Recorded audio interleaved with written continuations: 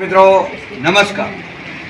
ખાસ કરીને આપની દીકરી કે આપનો દીકરો સમૂહ લગ્ન કરવા માગતા હોય તો જેને કહેવાય કે સમૂહ લગ્ન શું, એટલે જૂના વગણિયામાં તમારે આવીને જોવું પડે કે કેટલો કરિયાવર આપવામાં આવે છે, કેવું સારું જમણવાર કરવામાં આવે છે, અને હજારોની મેદનીમાં જાન આવે છે, અને ઓછામાં ઓછા 25, 30, 40 સમૂહ લગ્ન અહીં હોય છે।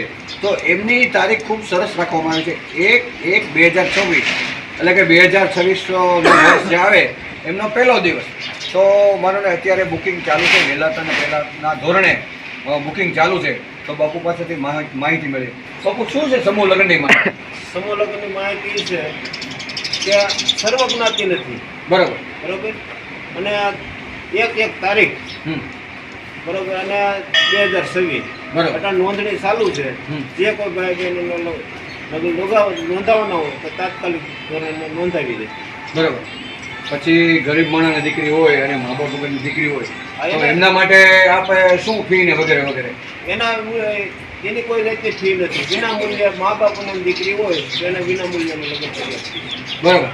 અને માનો ખાસ કરીને સમૂહ લગ્નમાં લોકો અવનવું આપતા જ હોય છે, અને છેલ્લા દિવસે ઘણીને મન થાય કે ભાઈ મારે રૂપિયાનું કવર આપવું છે, તો ભાઈ નાકનો દાણો મારે આપવો છે, કે કડી મારે આપવી છે, કે પછી વગેરે વગેરે આપતા હોય છે। તો સમૂહ લગ્નની અંદર જે આપ કરિયાવર આપી રહ્યા છે એ સામાન્ય રીતે કેટલા પ્રકારનો છે, લમસમ કેટલી વસ્તુ હોય છે?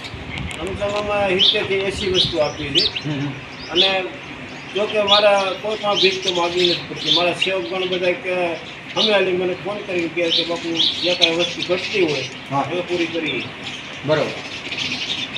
પછી માનો ને સમૂહ લગ્ન 1/1/2026 રોજ છે, તો જ્યારે પણ એમ કે રામાપીર આખ્યાન છે ત્યારે 12 કલાકનું આખ્યાન છે, બરાબર। ત્યારે રામાપીરનું આખ્યાન 12 કલાકનું છે, બરાબર। પછી સમૂહ લગ્નની માનો ને બંને પક્ષો જે હોય તો એને જમવાની ને શું વ્યવસ્થા છે? એને જમવાની પૂરી વ્યવસ્થા, જેમ ઘરે જમાડે જાન આવી જેમ ઘરે જમાડે એમ અમે અહીં જમાડીએ, બરાબર। અને લમસમ કેટલા સમૂહ લગ્ન કરવા જઈ રહ્યા છો? તમારી ઈચ્છા અપેક્ષા કેટલા સમૂહ લગ્નની છે? ઈચ્છા તો આપણે 51 રૂપિયાની છે, બરાબર થાય એટલા પછી, બરાબર। તો દર્શક મિત્રો, જે દીકરીને કે દીકરાને પરણાવવા માગતા હોય કોઈ પણ ગુજરાતભરમાંથી ગમે નથી આવે એને ટૂંકમાં અહીંયા બધી વ્યવસ્થા કરી આપવામાં આવે છે।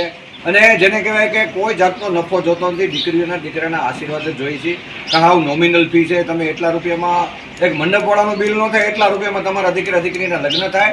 અને આ મોંઘવારીના યુગમાં એમ કે લોન લઈને લગ્ન કરવા કે કોઈ પણ ઉછીના લઈને કરવા કે દેખાદેખીમાં જવું એની કરતાં તમારા દીકરીને ઘરમાં 5 વસ્તુ વધારે આપો અને નવા વિચારોને તમે પ્રાધાન્ય આપો। આવા વિરલા કે આવા સંત શ્રી જે તમારા દીકરીના લગ્ન પોતે દોડી અને તમારા દીકરાને લગ્ન કરવા માટે ઝંખના કરતા હોય તો એમને સપોર્ટ કરો। અને એને કાંઈ પૈસા નથી જોતા, એને તમારા વસ્તુ જે દીકરીને દેવી, આમાં કાંઈ નફો લેવો નથી, આમાં દીકરાના આશીર્વાદ લેવાના છે।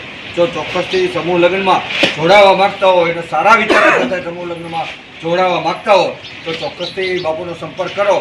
અને ખાસ કરીને તારીખ લખી લ્યો સમૂહ લગ્ન, એટલે એ પસંદગી માનો ને એ ટ્રસ્ટી મંડળની રહેશે। તો 1/1/2026 દિવસે સમૂહ લગ્ન સવારના હોય છે, તો ચોક્કસથી આ બુકિંગ વહેલા તે પહેલાંના ધોરણે કરશો। 51 સમૂહ લગ્નની વ્યવસ્થા અને જગ્યા છે, તો જ્યાં સુધી 51 લગ્ન થશે ત્યાં સુધી નોંધણી કરવામાં આવશે। તો સુરત હોય કે ભાવનગર હોય કે અમરેલી હોય કે અમદાવાદ હોય કે જામનગર હોય કે ભાવનગર હોય તો ચોક્કસથી સમૂહ લગ્ન માટે અહીં જોડાવા આમંત્રણ આપે છે બાપુ। એમ્બલ ટીવી ન્યૂઝ, મનોજ સેદાણી, હિન્દવાપીર આશ્રમ, જૂના વગણિયા, અમરેલી।